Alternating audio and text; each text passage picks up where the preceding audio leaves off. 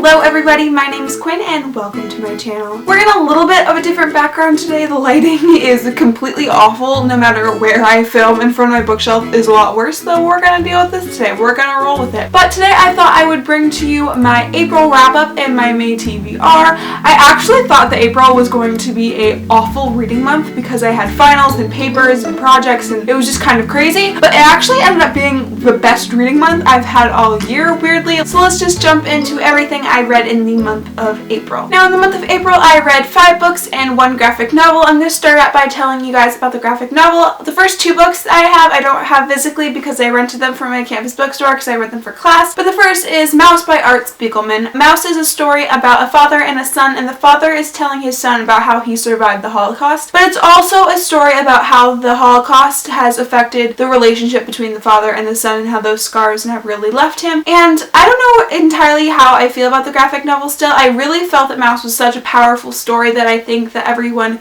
should read, but I don't think that I can connect as well to graphic novels as I can to regular novels, but it still really moved me. It was still really powerful, but sometimes because all the characters were mice and animals and they were all depicted very similarly, it was hard for me to understand sometimes what was going on, but that was kind of my only complaint about the novel, and then I ended up giving it 4 out of 5 stars. The second book that I read in the month of April was The Road by Cormac McCarthy, and this follows a father and a son in their journey through post-apocalyptic America and sort of how they deal with this new world where there isn't any rules and they have to fight for survival and fight against cannibals, and it's just kind of this whole crazy story. I really enjoyed the story itself, and I thought that what these characters had to go through was so extreme and it was described very well, but I don't know if I exactly connected with Cormac McCarthy's writing style. Sometimes it got a bit repetitive. His dialogue is very simplistic, but his descriptions are very vivid. If you've ever read Cormac McCarthy, that's kind of a trend in his books. So I really did love the story, but sometimes I got a little bored because it got a little repetitive. But overall, I really did enjoy,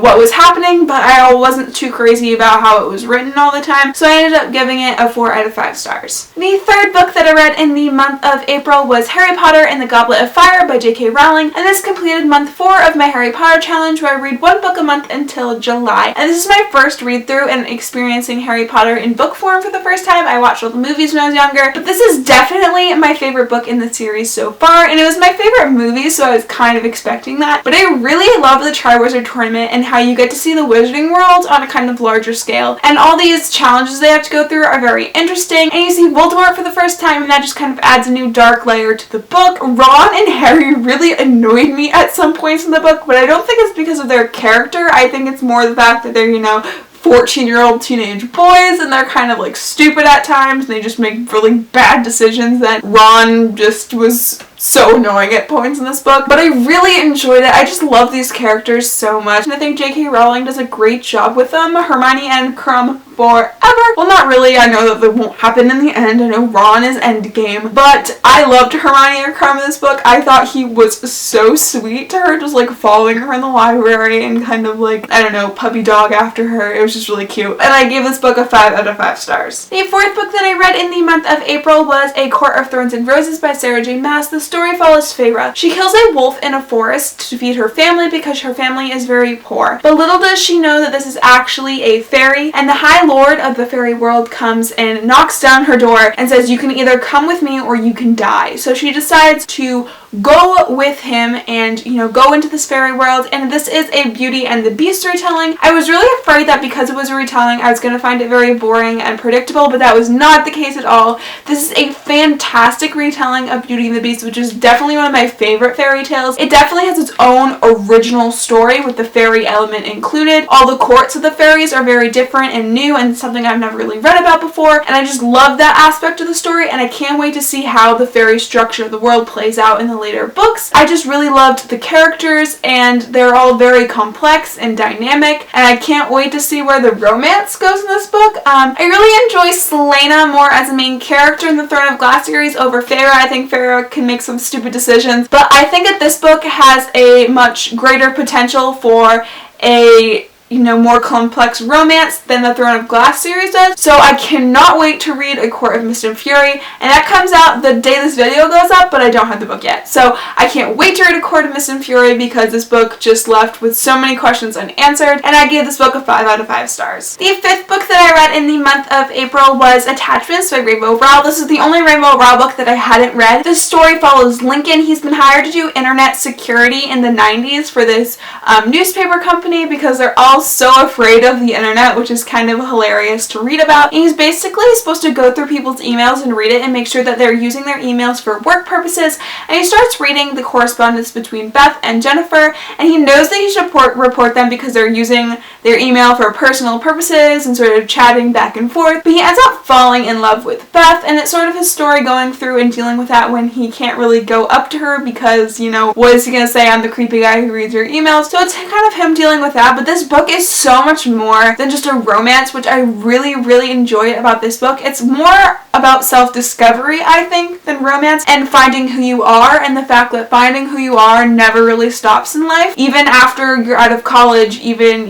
when you're an adult, you're still finding yourself throughout life in finding what you want, and I think that that's just a great message. But I just really enjoyed this novel. The romance was definitely slow building. I loved the main character. I thought that I wasn't going to be able to relate to a male protagonist, but I definitely was able to relate to, his introverted self. I really enjoyed this novel. I thought all the characters were really great. The writing was so funny, just like how Rainbow Rowell typically is, and I gave this book a 5 out of 5 stars. The last book that I read in the month of April was What We Saw by Erin Hartzler. This book is about a rape case, so there are trigger warnings for rape in this book. The story follows Kate, and there was a rape in her hometown at a party that she attended but left earlier the night before, and no one's really coming forward and saying what has happened, and everyone is blaming this girl instead of blaming, all the guys that she's claiming raped her, because all of these guys are members of the basketball team, and the basketball team are kind of like godlike figures in this high school, and Kate really wants to figure out what happened that night because she thinks people are lying and covering up what really happened, and it's sort of Kate's journey figuring out what actually happened that night. I'm still trying to process exactly how I feel about this book even after a couple days after reading it. It's such a powerful read